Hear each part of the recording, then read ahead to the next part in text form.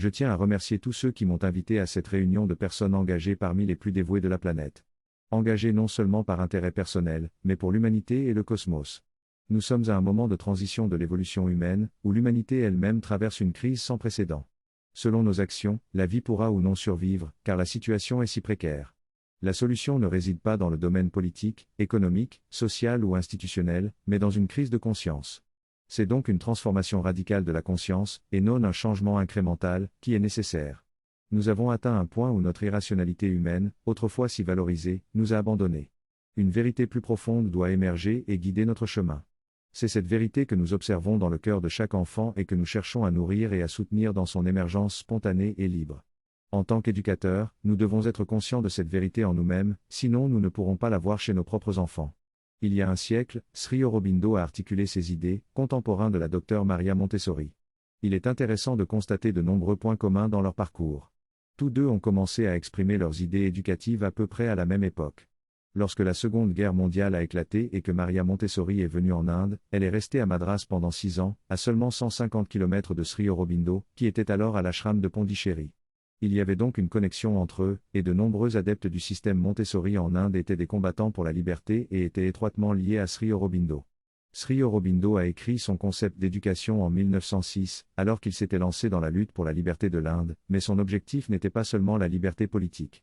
Il a déclaré que nous nous battons pour la liberté de l'Inde, non pas parce que les Britanniques sont de bons ou de mauvais dirigeants, mais parce que l'humanité traverse une grande transition et que l'Inde a un rôle important à jouer.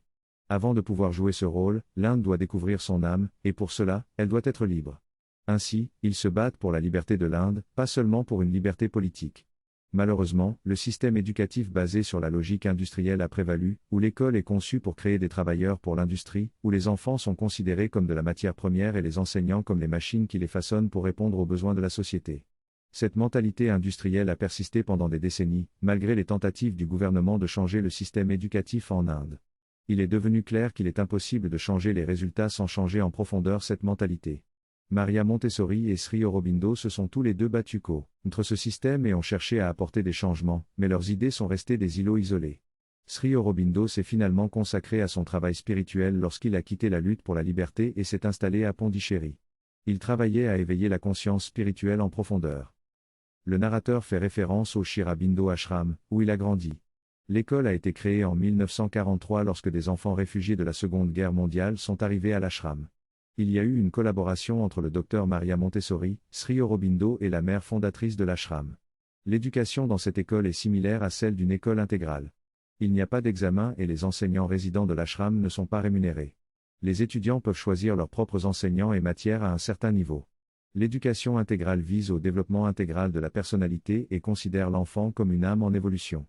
Le narrateur mentionne également les différentes couches de l'individualité humaine et décrit 3 principes de véritable enseignement: rien ne peut être enseigné, tout peut être appris et l'enseignement est un accompagnement du processus d'apprentissage. Lorsqu'il s'agit de transmettre des connaissances ou de l'expérience à quelqu'un, il est impossible de le forcer. La seule façon pour que cela se produise est lorsque cette chose s'éveille chez la personne. Si l'on observe le processus d'apprentissage, on remarque qu'une partie de nous s'identifie à ce que les autres ressentent et pensent. C'est lors de cet instant d'identification que quelque chose clique et que l'on comprend. C'est soudain, ça ne rentre pas et ne travaille pas en nous, c'est plutôt une identification avec l'autre personne. Il n'y a pas d'apprentissage exceptionnellement sauf en découvrant en nous ce qui était déjà là. Parfois, quelqu'un d'autre qui voit les choses différemment peut changer notre perspective et éclairer notre compréhension. Tout le processus d'apprentissage consiste en fait à faire émerger ce qui était déjà en nous. Il existe une idée profonde selon laquelle nous avons accès à toutes les connaissances et que notre processus d'apprentissage est simplement une émergence de ce qui était déjà là. L'apprentissage ne consiste pas à enseigner, mais à créer un environnement propice à l'émergence de ce qui est déjà connu au plus profond de nous-mêmes. Notre rôle en tant qu'éducateur est donc de devenir des amis, des guides, des assistants, des co-créateurs et des co-découvreurs. Nous sommes des catalyseurs qui aident à cette émergence. Pour cela, la nature nous a donné 2 cadeaux spéciaux, la curiosité insatiable de chaque enfant et la capacité d'apprendre par identification. Il est important d'observer et de nourrir cette curiosité dès le plus jeune âge et de ne pas décourager l'enfant en lui donnant des réponses négatives. Si nous valorisons et encourageons la curiosité naturelle de l'enfant, nous créerons un environnement propice à son développement. Dans ce discours, l'orateur souligne l'importance de favoriser la curiosité chez les enfants afin qu'ils puissent découvrir et apprendre par eux-mêmes. Il affirme que la vraie motivation est la joie d'apprendre, qui est inhérente à notre âme et qui ne dépend pas des circonstances extérieures. Cette joie est durable, authentique et ne connaît pas d'opposé. Il encourage donc à cultiver cette joie comme motivation principale dans l'éducation des enfants. L'orateur mentionne également que les enfants ont tendance à être des idolâtres naturels et qu'ils cherchent des héros auxquels s'identifier. Il souligne la puissance de l'identification et de l'absorption à travers l'idolâtrie, et propose de fournir un environnement nourrissant et inspirant pour permettre aux enfants de s'identifier à des modèles positifs. En conclusion, il affirme que ces deux éléments, la curiosité stimulée et la capacité à s'identifier à des héros, sont des cadeaux précieux que la nature nous accorde dans notre interaction avec les enfants. Dans cette partie du discours, l'orateur souligne l'importance de donner le bon exemple aux enfants. Il explique que les enfants apprennent principalement par l'observation et l'imitation, il est donc essentiel pour les parents d'être de bons modèles. Il mentionne également l'importance de s'efforcer d'être fidèle à soi-même et de montrer aux enfants qu'on s'efforce de corriger nos erreurs. L'orateur évoque ensuite l'unicité de chaque enfant et la nécessité de prendre en compte le développement individuel de leur esprit. Il mentionne 4 facettes de l'aspiration de l'âme: connaissance, leadership, force et perfection, et explique que chaque enfant aura une prédominance naturelle dans l'une de ces facettes. Il souligne l'importance de développer toutes ces facettes pour atteindre une intégration complète. Enfin, l'orateur mentionne les 3 tendances présentes en nous, inertie, passion et harmonie, et souligne l'importance de trouver un équilibre entre elles pour favoriser la croissance de l'enfant. Dans cette discussion sur l'activité de l'esprit humain, il est mentionné que nous avons 3 tendances: l'inertie, l'activité et l'illumination. L'inertie fait référence à l'inactivité et au manque de motivation, tandis que l'activité désigne l'énergie et le mouvement. L'illumination est décrite comme un état d'équilibre et d'harmonie, où nous sommes conscients et capables de prendre des décisions conscientes. L'éducation vise à éliminer l'inertie, à organiser le besoin d'activité et à augmenter l'illumination pour permettre à chaque individu d'être maître de lui-même. Pour y parvenir, il est nécessaire de prendre en compte les besoins, les intérêts et le développement de chaque enfant. Dans le cadre montessorien, cela se fait en offrant aux enfants les moyens de trouver ce qui les intéresse et en soutenant leur développement actuel. L'idée intéressante est que l'intérêt est lié à la croissance personnelle. Lorsque nous vivons des expériences qui nous font grandir, nous les trouvons intéressantes. Par contre, si nous ne grandissons pas ou si nous n'apprenons rien de nouveau, nous nous ennuyons. En outre, certaines expériences offrent une croissance à court terme et superficielle, tandis que d'autres nous permettent de grandir à long terme de manière significative. En somme, pour susciter l'intérêt des enfants, il faut créer un environnement propice à la croissance personnelle et offrir des expériences enrichissantes et profondes. Le texte évoque plusieurs principes fondamentaux de l'éducation et de l'enseignement. Tout d'abord, il met en évidence l'importance de consulter l'enfant dans son propre processus de croissance et d'apprentissage. L'observation de l'enfant permet de déterminer ses besoins et de fournir l'assistance nécessaire.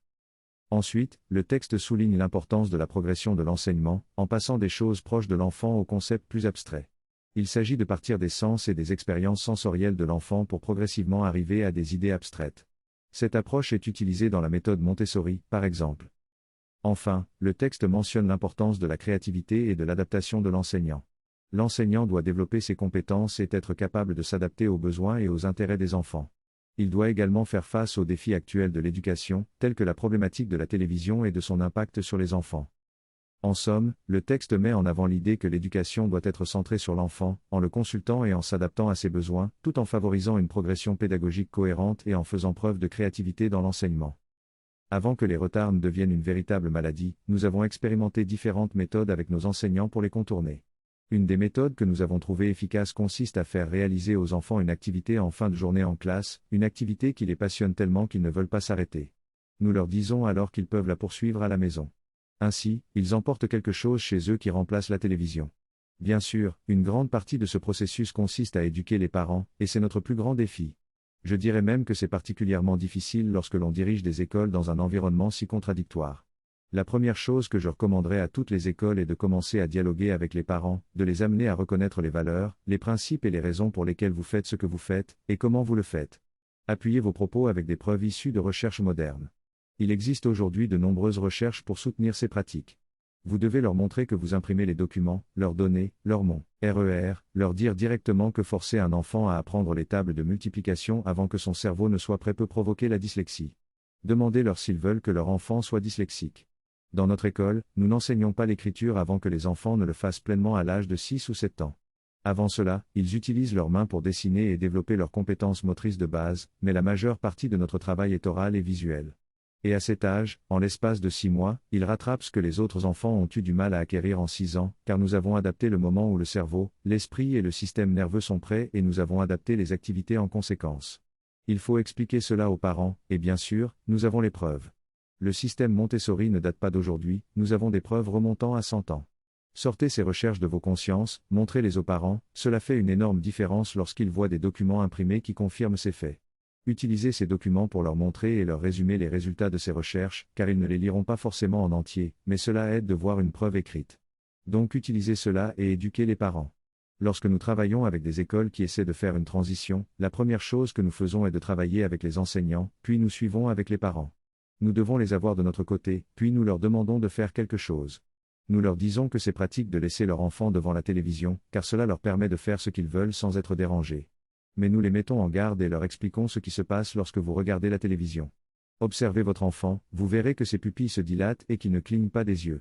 Ce sont des symptômes classiques d'une légère hypnose, votre enfant est sous hypnose lorsqu'il regarde la télévision, et tout ce qu'il regarde va directement dans son subconscient. C'est ainsi qu'il apprend tous ces mots vulgaires, c'est ainsi qu'il devient violent, car tout à la télévision est violent, même les dessins animés, même Donald Duck est constamment en train de frapper quelqu'un, mais vous ne voyez pas de sang, c'est la seule différence. Et ensuite, tout le monde se bat les uns les autres, et ces comportements émergent chez votre enfant sans qu'il en soit conscient. Voulez-vous vraiment cela pour lui ? Supposons que nous n'ayons pas d'autre option, alors nous devons être prêts. Voici ce que vous pouvez faire. Nous devons être en mesure de leur fournir des livres, des vidéos, trouver dans votre propre contexte et votre propre culture ce qui est utile et bénéfique, et des activités. Si possible, nous alignons ce que nous faisons à l'école avec ce qu'ils font à la maison. Nous leur disons que nous ferons cela, mais vous pouvez compléter avec cela ou nous vous permettons d'utiliser ces outils ou de les fabriquer à la maison, peu importe la forme que cela prend en fonction du groupe d'âge. Nous devons les intégrer à notre travail. On ne peut pas séparer le foyer de l'école. Tous les enseignants sont aussi des parents et tous les parents doivent aussi être des enseignants. C'est un processus difficile malheureusement, car la société est encore dans l'optique contraire de l'esprit industriel. Dans les recherches modernes, nous observons également ce qui se passe dans l'approche actuelle de l'éducation, où nous enseignons par petites bribes. Charable en a parlé il y a 100 ans et il dit que c'est la cause de la volatilité de l'esprit moderne, enseigné par petites bribes. En général, vous constaterez que les enfants deviennent agités après environ 30 minutes, les adultes aussi. Si vous assistez à une réunion publique, après environ 30 minutes, le public se détourne et commence à regarder autour de lui. Savez-vous pourquoi ? Parce que nous avons été conditionnés depuis l'enfance par la sonnerie de l'école qui retentit après 30 minutes, et maintenant, avec la télévision, vous êtes reconditionnés pour les séries de 20 minutes, avec des publicités toutes les 5 minutes. Après 5 minutes, vous attendez l'annonce publicitaire, où est la pause ? Et là, nous devons les reconditionner à cet égard. Nous devons être prêts avec les choses qu'ils peuvent faire, les livres, les vidéos, etc. Selon leur propre culture et leur contexte, nous devons être en mesure de leur fournir des activités. Et si possible, nous alignons ce que nous faisons à l'école avec ce qu'ils font à la maison. Nous leur disons. Dans ce discours, l'orateur aborde le processus d'apprentissage et met en évidence l'importance de l'assimilation et de la réexpression dans le développement des connaissances. Il explique que lorsqu'on apprend quelque chose, les informations sont d'abord stockées dans la mémoire temporaire du cerveau avant d'être intégrées dans la mémoire permanente. Cependant, notre système d'enseignement actuel ne favorise pas ce processus, car il efface constamment les informations précédentes lors de chaque nouvelle leçon. Ainsi, les élèves ne retiennent souvent que les informations de la dernière classe. L'orateur suggère de laisser un temps d'assimilation après chaque session d'apprentissage, pendant lequel l'esprit peut intégrer les informations de manière significative. Il explique également que l'assimilation est suivie d'une phase de réexpression, où les élèves expriment ce qu'ils ont appris d'une nouvelle manière ou passent à une activité différente. L'orateur encourage les enseignants à informer les parents de cette approche d'apprentissage et explique comment cela peut améliorer les résultats des élèves. Il souligne également l'importance de l'équilibre entre l'activité et l'inactivité dans le processus d'apprentissage. Dans cet extrait, l'auteur parle de l'importance de développer les facultés mentales des enfants plutôt que de se concentrer uniquement sur l'acquisition d'informations. Il explique que la concentration est essentielle car c'est à travers elle que les découvertes et les avancées se produisent. Il utilise également l'exemple de la Montessori pour montrer comment il est possible de valoriser les intérêts spécifiques des enfants et d'utiliser n'importe quelle matière comme une fenêtre pour développer les facultés souhaitées. L'auteur souligne que la connaissance est un domaine continu et qu'il est important de favoriser une vision globale chez les jeunes enfants. Enfin, il cite Swami Vivekananda, qui met l'accent sur l'importance du développement de la concentration et de l'égalité en tant que fondamentaux pour maîtriser n'importe quel sujet. La concentration et la volonté sont deux facultés essentielles que nous devons développer tout au long de notre vie. Pour les enfants, il est important de les immerger dans des activités qui les intéressent et de les laisser se concentrer sans interruption afin de développer cette capacité. Plus tard, lorsque les enfants deviennent conscients de leurs propres pensées, nous pouvons leur apprendre à calmer leur esprit et à se concentrer sur ce qu'ils veulent. En faisant des exercices simples, comme observer une flamme, les enfants peuvent expérimenter cette joie de pouvoir contrôler leurs pensées.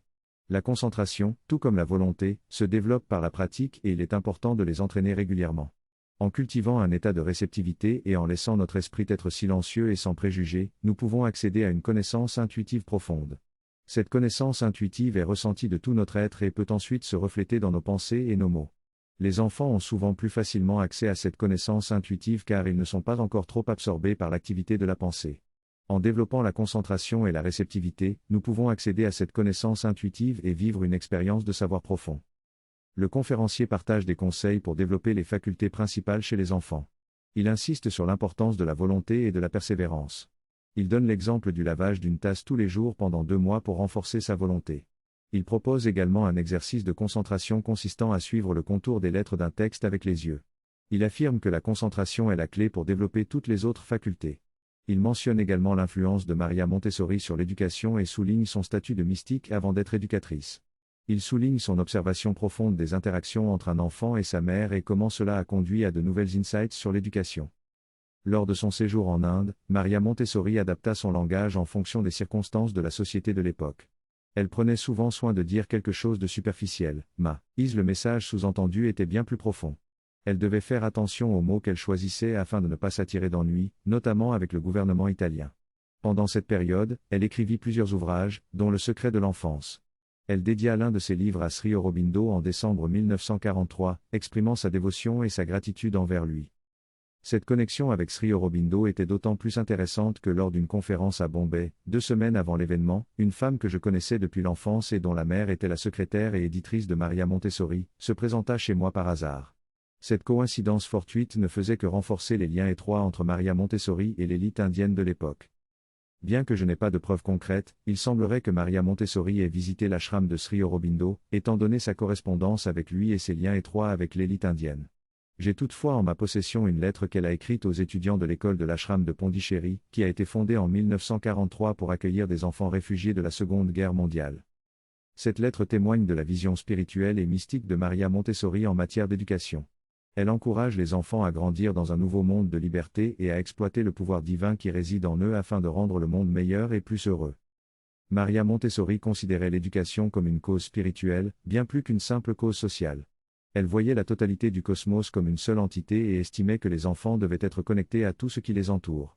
Elle percevait le monde comme une manifestation du divin, où tout était sacré et en constante évolution. Ainsi, pour Maria Montessori, l'éducation était étroitement liée à la spiritualité et à la prise de conscience de notre connexion avec le monde et l'univers tout entier. Dans cette séquence, l'orateur souligne l'importance de voir le monde à travers une vision divine et comment cela s'applique à l'éducation des enfants. Selon lui, il faut avant tout aimer les enfants et le reste suivra naturellement. L'amour est une force puissante qui permet de développer des liens, de favoriser l'éveil de la vie et de l'esprit et d'harmoniser les éléments de l'univers. Les enfants choisissent leur environnement et les personnes qui les entourent, y compris leurs parents et enseignants. Il est donc du devoir des parents et des enseignants de fournir un environnement propice aux besoins de chaque enfant, en le soutenant et en l'aidant à grandir. Cependant, l'orateur souligne qu'il peut y avoir des compromis et des contradictions dans la réalité du monde matériel, mais en restant conscient de l'amour et de l'affection pour les enfants, tout se met en place naturellement. Dans ce texte, l'auteur aborde le problème des parents qui ne sont pas suffisamment attentifs aux et soins de leurs enfants, en particulier au moment de choisir une université. Il souligne l'importance de comprendre les aspirations et les besoins individuels de chaque enfant et de trouver des solutions adaptées, même si cela peut parfois entraîner des problèmes supplémentaires. Il insiste sur le rôle des enseignants dans l'accompagnement des parents, et affirme que les parents doivent être éveillés et conscients des aspirations de leurs enfants. L'auteur évoque également la relation entre l'absorption et l'identification, expliquant que lorsque l'on se concentre intensément sur quelque chose ou quelqu'un, on peut s'identifier à cela et en ressentir une expérience profonde. Il donne l'exemple d'un concert de musique pour illustrer ce concept. Enfin, l'auteur propose une expérience avec des enseignants pour leur montrer comment l'identification et l'absorption peuvent permettre une meilleure compréhension et une expérience plus profonde de l'apprentissage. Par exemple, il leur demande d'imaginer une expérience physique avec des balles de poids différents pour comprendre le concept de chute libre. En résumé, l'auteur souligne l'importance de comprendre les besoins individuels des enfants, d'être attentif à leurs aspirations et de trouver des solutions adaptées. Il présente également l'idée que l'identification et l'absorption permettent une expérience plus profonde de l'apprentissage. Dans ce passage, l'auteur parle de la résistance à la rotation et du moment d'inertie en physique.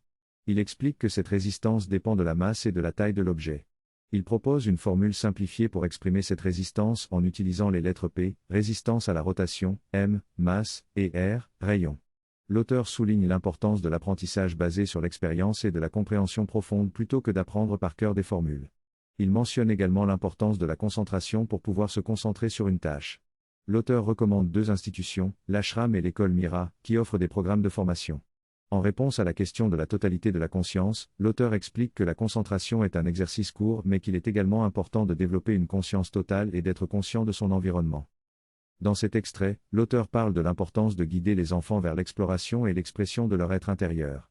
Il souligne que les parents et les enseignants devraient encourager les enfants à prendre conscience de leurs sentiments et de leurs désirs profonds, au lieu de simplement leur imposer des règles et des valeurs arbitraires. L'auteur donne l'exemple d'une enseignante qui a aidé un enfant à résoudre une dispute en le questionnant et en l'encourageant à chercher en lui-même ce qu'il voulait vraiment faire. L'auteur suggère également d'inculquer ces valeurs plus profondes aux enfants dès leur plus jeune âge, en les exposant à des expériences et des environnements méditatifs. Il souligne que les mots utilisés pour expliquer ces concepts sont moins importants que l'expérience vécue et le ressenti intérieur.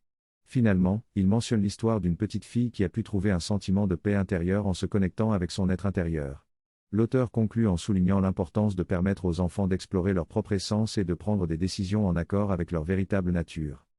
L'idée principale de ce texte est de souligner l'importance de créer un espace éducatif propice à la spiritualité, sans nécessairement être religieux. L'auteur suggère aux responsables de cet espace de passer du temps le matin en solitaire, plongé dans une profonde méditation, afin de se connecter à leur aspiration la plus profonde.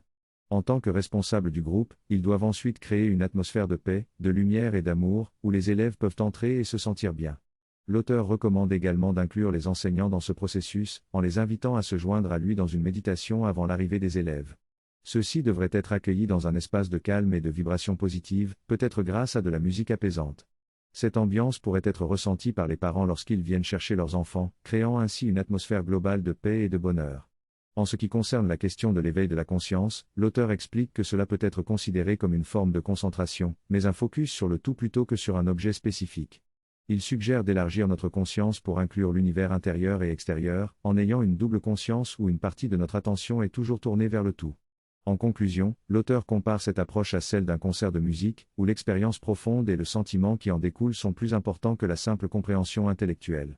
Ainsi, les interactions scolaires et l'apprentissage en ligne superficielle peuvent manquer de profondeur réelle. L'esprit ne joue qu'un rôle évident dans l'expérience de la musique, car celle-ci se déroule avant tout au niveau intérieur. Lorsque l'on observe, il faut laisser de côté l'esprit pour que le cœur puisse se connecter au chant et s'engager dans le processus musical.